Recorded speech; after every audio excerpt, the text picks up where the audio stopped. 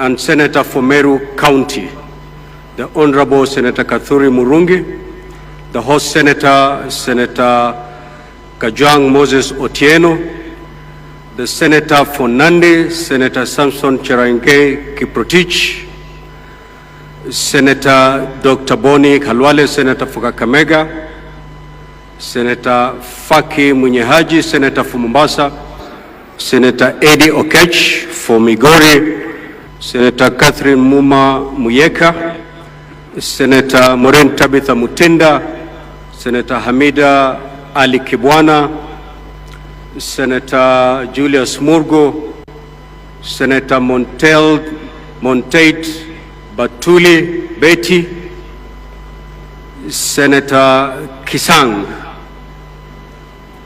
Senator Esther Anyeni Okenyuri, Senator Beth Siengo Kalunda, Senator Jackson Mandago, Senator Danson Buya Mungatana of Tana River, Senator Abbas Sheikh Mohammed, Senator Mbugua. Those are the senators who are with us here today. Further, Your Excellency, before I make my short remarks, I have been given a request that I should place before you, in keeping with your generosity, Your Excellency, that has been witnessed by Kenyans for the past couple of weeks, where you extended some appreciation to the national team, Harambee Stars, for every match that they win. The Senate team having beaten the governors.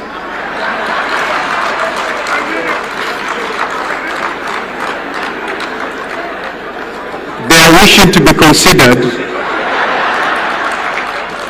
in that appreciation token.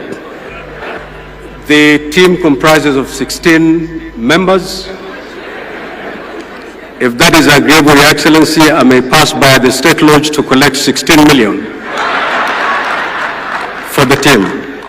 And I know it's possible. Thank you, Your Excellency. 16 million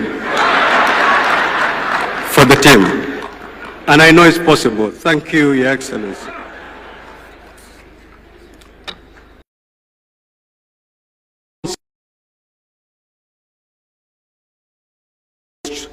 Transformative governance shift since independence, that is devolution. We gather here to mark 14 years since the birth of devolved governance, a constitutional promise to bring government closer to the people and to ensure equitable development and to reverse decades of marginalization. As partners in the devolution space, our gathering here today and this entire week is not a matter of routine, but a national obligation. For devolution is about every lives of our people.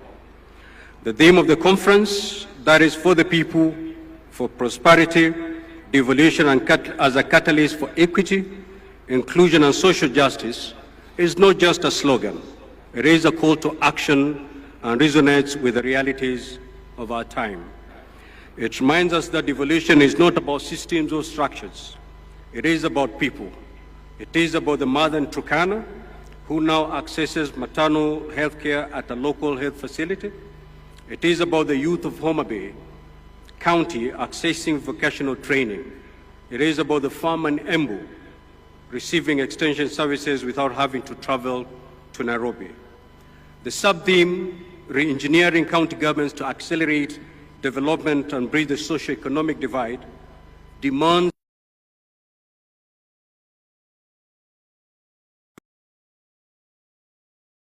responsive and people-centered.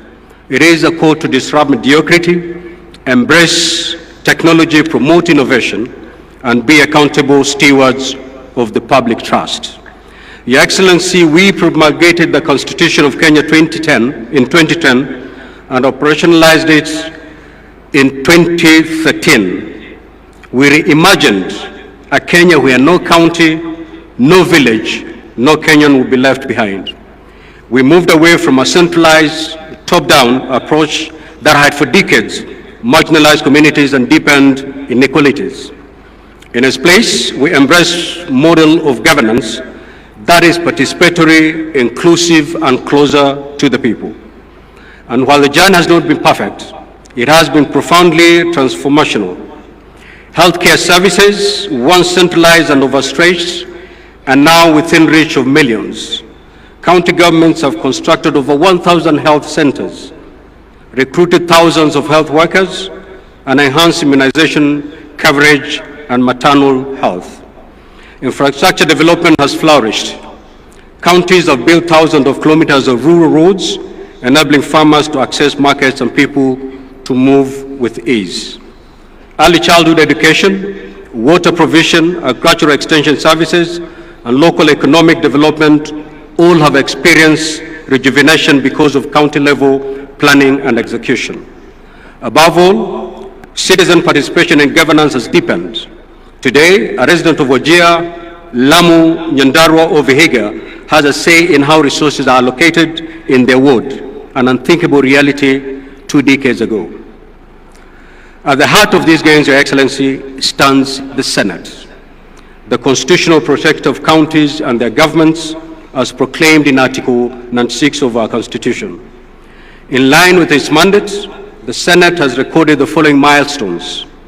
It has allocated close to Kenya shilling 4 trillion cumulatively to counties through the Division of Revenue County Allocation Revenue Acts. Oversighted the use of these funds through the standing committees of the Senate. It has championed legislation that have empowered counties, enabling them to cooperate efficiently. The County Public Finance Laws Amendment Act, a key legislation that guarantees financial autonomy to our county assemblies and further anchors their role of oversight, legislation, and representation at the county level, has finally become a reality after Your Excellency did assent to it this morning. We thank you for that. It is no doubt, Your Excellency, that without the Senate, devolution would be a shell. With the Senate, devolution has become a shield for the aspiration of many Kenyans. Indeed, at this juncture, allow me to applaud our senators for working tirelessly in building consensus to navigate very complicated tasks as they execute their mandates. A good example is the collective effort and team spirit that characterized the debate and passing of the fourth revenue sharing formula for counties for the year 2025, 2026 to 2029, 2030. This was a profound departure from the past. Such an exercise was riddled with acrimony and laced with political differences. Your Excellency, yet even as we celebrate these achievements, we must confront the hard truths mirrored in the following realities. These are the threats to devolution. 1. Corruption and weak accountability systems in some counties continue to threaten and erode public trust in devolution. Failure, regrettably so, failure by some governors to heed invitation by the Senate to come to the Senate to account for the resources placed in their hands, not only erodes the good working relationship within the devolution family, but also is detrimental to the noble goals of devolution.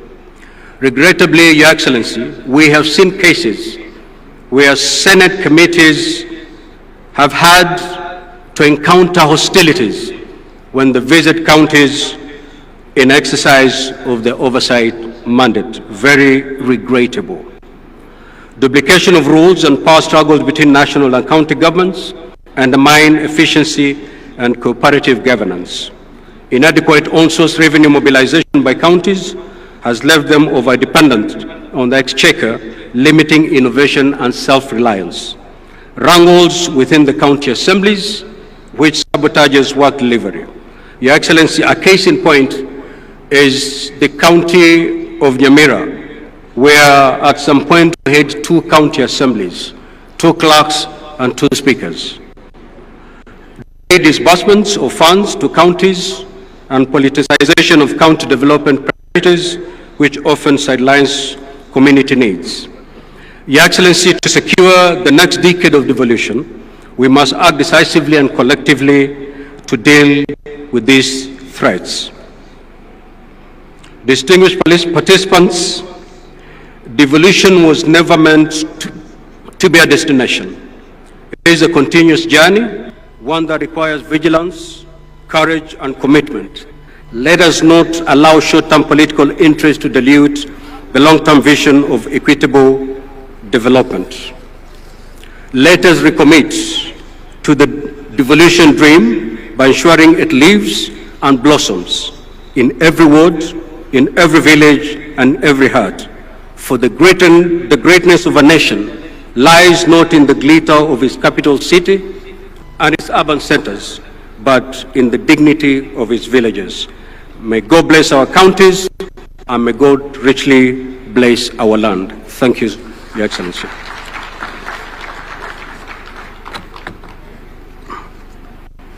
Tumpigie makofi Bwana Speaker. I now want to invite our chair, FCPA Mohamed Abdullahi, to come and make his remarks, and in turn